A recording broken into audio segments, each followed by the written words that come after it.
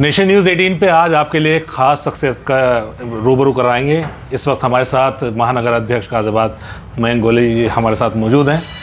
हालांकि तारुफ क्या कराएं उस शख्सियत का जिसके बारे में पूरा गाज़ियाबाद ज़िला ही जानता हो, उनसे ही सीधे बातचीत करते हैं। पहले तो उन्हें महानगर अध्यक्ष बनने की आपको बहुत बहुत शुभकामनाएं नेशन न्यूज़ 18 की तरफ से। अध्यक्ष जी, राजनीति का सफ़र गाज़ियाबाद में कैसा रहा आपका महानगर अध्यक्ष से पहले? महानगर अध्यक्ष से पहले जिम्मेदारियां पार्टी ने दी हैं लगातार, और मूलतः संघ का स्वयंसेवक हूँ, तो बालपन से संघ का काम किया, सौभाग्य मिला संघ में जाने का। और फिर 2006 में माताजी मेयर हो गई स्वर्गीय दमयंती गोयल, उनका सहयोग किया। हमारे विभिन्न नेता रहे, आदरणीय DC गर्ग जी, रमेशन तोमर जी, बालेश्वर त्यागी जी, इनके चुनावों को निकट से देखने का मौका मिला। फिर पहली बार 2009 में माननीय राजनाथ सिंह जी का चुनाव लड़ाने का मौका मिला।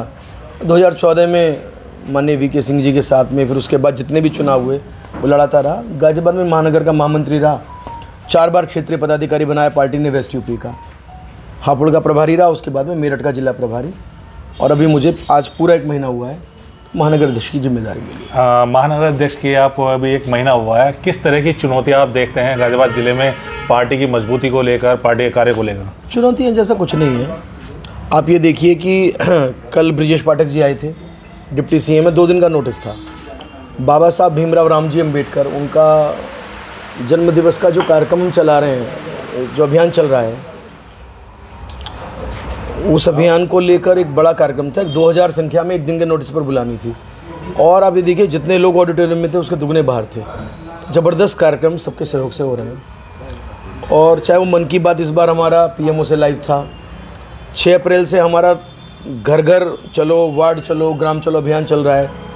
तो गाज़ियाबाद महानगर के 2550 बूथों पर, हर बूथ पर हम कार्यक्रम कर रहे हैं। कल हमने हर बूथ पर जो है बाबा साहब भीमराव अम्बेडकर जी को श्रद्धांजलि देने का काम किया। तो लगातार कार्यक्रम और लगातार सबका सहयोग मिल रहा है।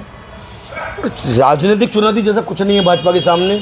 सपा, बसपा, कांग्रेस सब साफ है गाज़ियाबाद से, बची कुची जितनी और साफ हो जाएगी।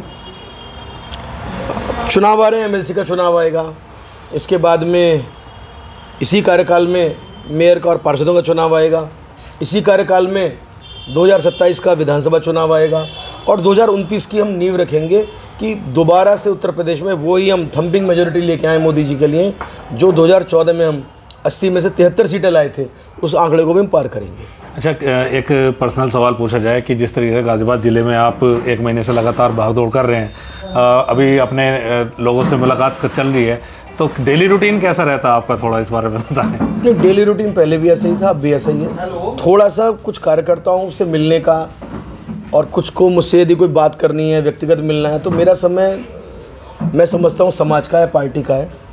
सुबह जल्दी उठता हूँ, उसके बाद में घर पर ही कैंप कार्यालय है, तो सुबह 8 बजे से लेकर 11 बजे तक समाज के लोगों से, कार्यकर्ताओं से, सामाजिक प्रतिष्ठित लोगों से, या किसी कोई समस्या तो उनसे मिलता हूँ, और फिर 11 बजे से पार्टी कार्यालय में रात तक काम करना, सारे चीज़ें देखना। और जैसे आज यहाँ सामाजिक कार्य में आया हूँ, इस सामाजिक कार्यों में जाना, कोई उद्घाटन समारोह हो सकता है, कोई सुख दुख हो सकता है, और रात को घर पहुँचता हूँ। एक आखिरी सवाल, आपके संज्ञान में लोनी प्रकरण में मामला रहा है, उसको आप किस नज़रिए से देखते हैं? देखिए, मेरे पास जो विधानसभाएं, 3 विधानसभाएं हैं, साहिबाबाद है, सदर है और मुरादनगर है, और तीनों हमारे विधायक और हमारे माननीय सांसद और हमारी मेयर और हमारे साथ में और बाकी जनप्रतिनिधि हैं, चाहे दिनेश गोयल जी हों, आदरणीय नरेंद्र कश्यप जी हों, जो इस गाज़ियाबाद महानगर की परिधि में आते हैं। मेरा उनसे ही मतलब रहता है, और उसके अलावा मेरा किसी से ना तो मतलब है और ना ही मेरा बोलने का अधिकार है।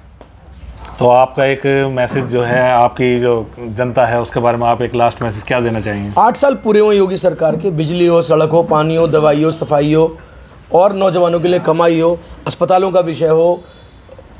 एक डिस्ट्रिक्ट में एक विश्वविद्यालय बन रहा है, जहाँ 1 डिस्ट्रिक्ट 1 माफिया होता था, वहाँ 1 डिस्ट्रिक्ट 1 यूनिवर्सिटी हो रही है, 1 डिस्ट्रिक्ट 1 हॉस्पिटल हो रहा है।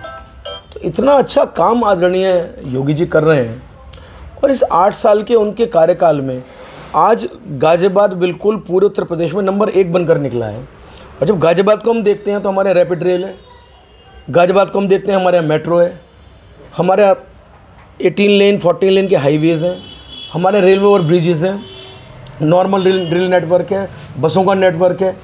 पूरे भारत में सर्वाधिक यदि इंफ्रास्ट्रक्चर का आप एक किसी ज़िले को या एक महानगर को देखेंगे तो गाजियाबाद है। तो इतनी ज़बरदस्त सुविधाएं, इतना ज़बरदस्त हमारे यहाँ लाभ हो रहा है इन्वेस्टमेंट का, तो सब लोग आएँ और गाजियाबाद अब नया गाजियाबाद है, इसका लाभ सब ले रहे हैं और इसका श्रेय जो है माननीय मोदी जी को जाता है, माननीय योगी जी को जाता है। मेरा यही संदेश है कि सब लोग आएँ, जुड़ें भाजपा के साथ में और 2027 के लिए और मजबूत नींव रख के भाजपा को और मजबूत करें। तो ये थे हमारे साथ मयंक गोयल जी, जिन्होंने बेबाकी से हर सवाल का जवाब दिया है और उम्मीद है क्योंकि जिस तरह से अभी 1 महीने में इनकी अध्यक्षता को देखते हुए पूरे ज़िले में एक मतलब कि बात चलती है और जिनकी मेहनत दिखती है वो दिखाने लायक होती है। हैदर खान के साथ अफशार उल हक, नेशन न्यूज़ 18 गाज़ियाबाद।